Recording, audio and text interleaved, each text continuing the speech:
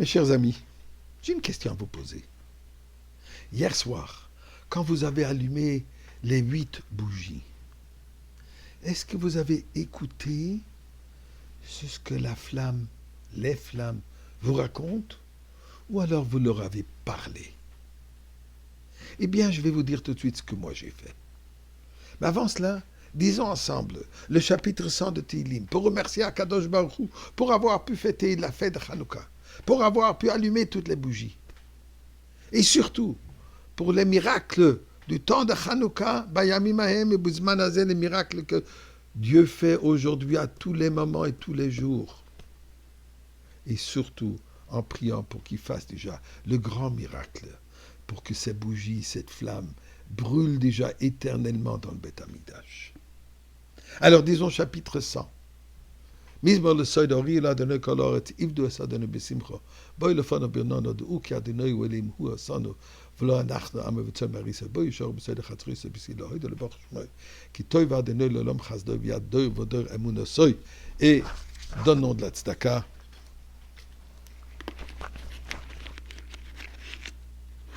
Et comme je vous ai dit, je vais partager avec vous ce que moi j'ai pensé, ce que j'ai fait.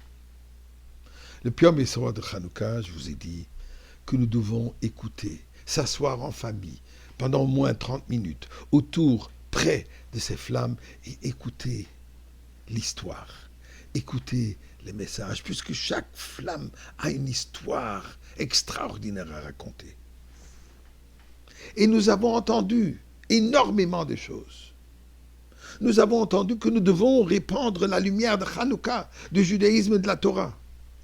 Nous avons entendu dire qu'une petite lumière, une petite flamme dissipe énormément d'obscurité. Nous aussi avons entendu que l'huile d'olive flotte toujours vers le haut et ne se mélange pas avec aucun autre liquide. Et nous sommes comparés à cette huile. Nous avons aussi entendu dire que l'huile, malgré qu'elle-même n'a pas un bon goût, mais elle a la capacité de faire ressortir la belle saveur de tous les ingrédients d'une salade. Nous avons aussi entendu que malheureusement, pour avoir de l'huile pure, l'huile d'olive pure, il faut écraser l'olive. Eh bien, on a entendu beaucoup d'histoires d'écrasement. Nous avons aussi entendu dire que nous devons être comme le shamash, être à la hauteur pour allumer toutes les autres mèches qui n'attendent qu'on les allume.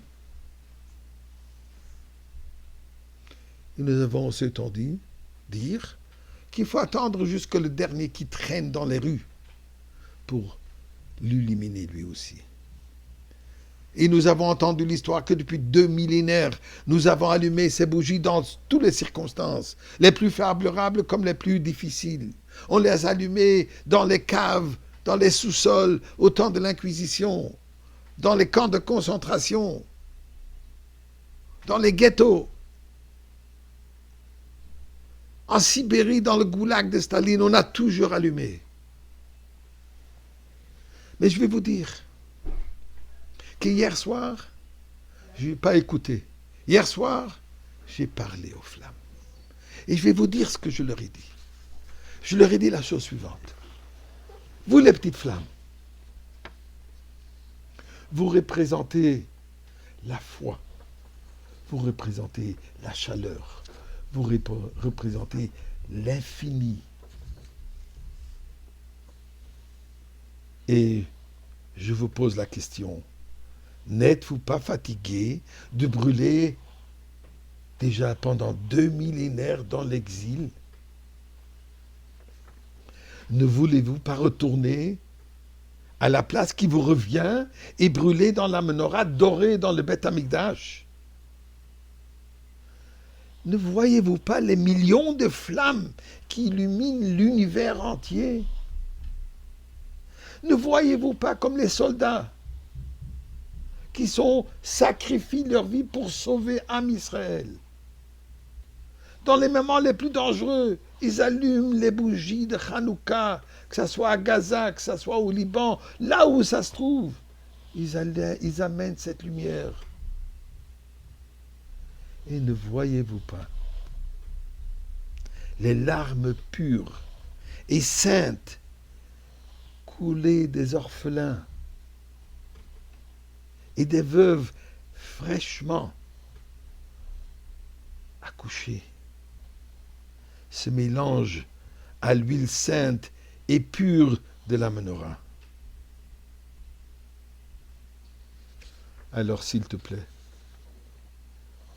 les 8 flammes, les flammes de l'infini, je vous demande, je vous prie, au nom de tout âme Israël, montez vers le haut, demandez et réclamez la place bien méritée dans le Saint Beth Amikdash pour être allumé par Mashiach et maintenant.